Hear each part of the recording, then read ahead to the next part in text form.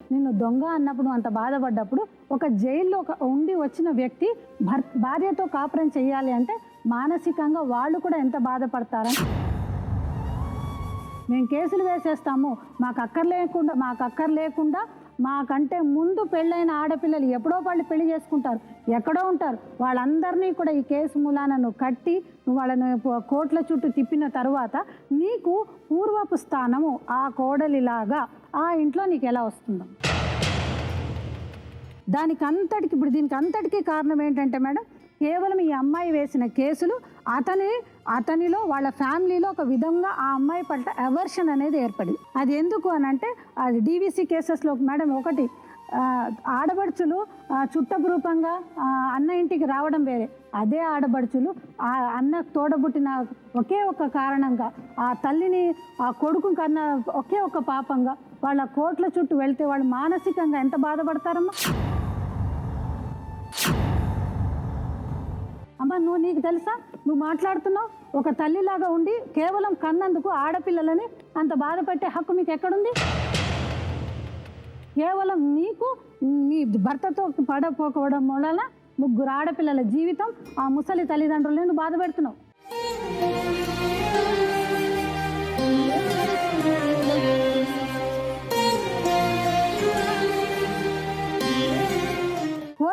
వేసేసిన తర్వాత కూడా మళ్ళీ సెకండ్ టైము అమ్మాయి ప్రెగ్నెంట్గా ఉంది, బాగుంది.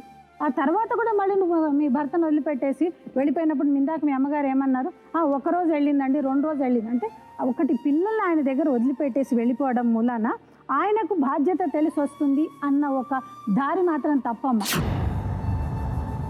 ఇంకోటి ఏంటంటే మేడం, ఈ అమ్మాయి అతని మీద చాలా హేట్నెస్ అనేది పెంచుకుంది. అదేంటంటే 1 ఇయర్లో ఈ దూరం ఏదైతే ఉన్నదో ఆ అబ్బాయికి యాక్సిడెంట్ అయితే ఎందుకు వెళ్ళలేదమ్మా అంటే నాకు చెప్పలేదను. కారణం ఏదైనానమ్మా, నువ్వు మీ భార్య రాలేదా, ఇందు మూలాన రాలేదు, చూసావా ఎట్లాంటిదని ఆయనకి ఇంకా 4 ఎక్కిస్తారాయన. సెకండ్ మ్యారేజ్ నువ్వు చేసుకుంటాను అని అన్నావు కదా, ఆల్రెడీ నువ్వు ఒకటి గుర్తుపెట్టుకోవయ్యా, 498 డీవీసీ కేసులు, మెయింటెనెన్స్ కేసులు ఇవన్నీ కూడా నువ్వు చూసావు. మళ్ళీ 494 అనే కేసులోకి మాత్రం నువ్వు వెళ్ళిపో.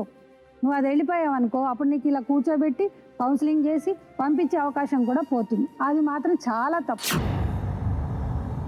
ఇంకోటి మేడం, ఆ అమ్మాయి ఆల్రెడీ కేసెస్ అన్నీ కూడా విత్డ్రా చేసుకుంది. అన్ని ఏ కేసెస్ ఎందుకమ్మా నువ్వు ఆడబడుచు చాలా మంచివాళ్ళు అని నా దగ్గర చెప్పావు కదా, మరి నేను అప్పుడు కూడా నిన్ను అడిగాను, నువ్వు ఏదైనా తప్పు చేశావంటే లేదండి నేను తెలియకుండా వాళ్ళ మీద కేసు వేశాను అని నాకు చెప్పలేదు. నువ్వు వాళ్ళు ఎంత బాధపడతారు, ఎంత ఏడుస్తున్నారు. ఇప్పుడు ఏం చేద్దాం చెప్పండి మేడం. ఆల్రెడీ అమ్మాయికి కలవాలని ఉంది, అబ్బాయికి కలవాలని కదా. చూడు, ఆయన వచ్చి నిన్ను దొంగ అమ్మాయి ఏం అనరు, ఆయన నిన్ను బాగా చూసుకుంటారు. కానీ మీ అమ్మ వచ్చి ఏదైనా 500 రూపాయో లేకపోతే 1000 రూపాయలు ఇచ్చినా కూడా అలాంటి వాళ్ళది నిజమైన ప్రేమ కాదు, అది వ్యామోహం.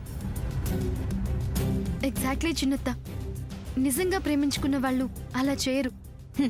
ఎంత మనసు విరిగిపోతే కన్న కూతుర్ని పట్టుకొని మా దృష్టిలో చచ్చిపోయా ఉంటుందా తల్లి?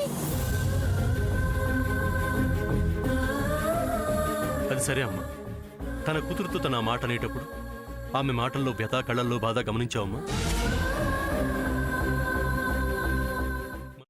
పెద్దబాబుకు బర్త్డే విషెస్ చెప్పు కూడా వెళ్ళాం కదా. ఊరికే ఎలా కాలిపోతుంది, మంట పెడితేనో పడితేనో తగలబడుతుంది.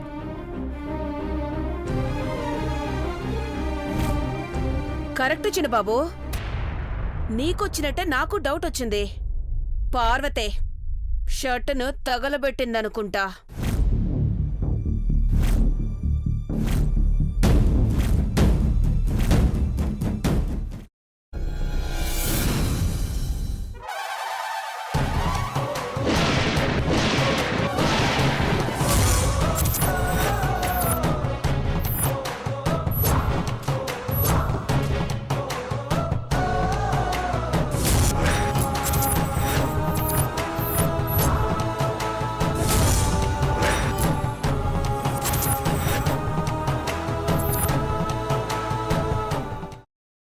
తర్వాత పొట్టు తీసేసి చాప్ చేసి పక్కన పెట్టుకోవాలి.